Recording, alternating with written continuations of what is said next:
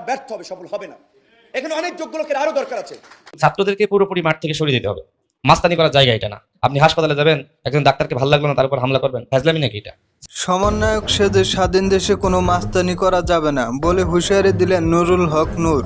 নূর বলেন, ছাত্র আন্দোলনে আমরাও অংশগ্রহণ করেছিলাম, কিন্তু আমরা তো কোথাও মাস্তানি করতে যাইনি। নুরুল হক নূর বলেন, তোমাদের মন চাইলো আর তোমরা হাসপাতালে ডাক্তার, বিশ্ববিদ্যালয়ের ভিসি, সচিব পরিবর্তনের সিদ্ধান্ত নিতে পারো না। সমন্বয়কদের উদ্দেশ্য করে বলেন, তোমরা জাতীয় সঙ্গীত পরিবর্তনের সিদ্ধান্ত নেওয়ার কে? তোমরা ছাত্রলীগের মতোই কর্মকাণ্ড শুরু করে দিয়েছো। এখনো সময় আছে, মাস্তানি বন্ধ করো, তা না হলে তোমাদের পরিণতি ছাত্রলীগের মতোই হবে।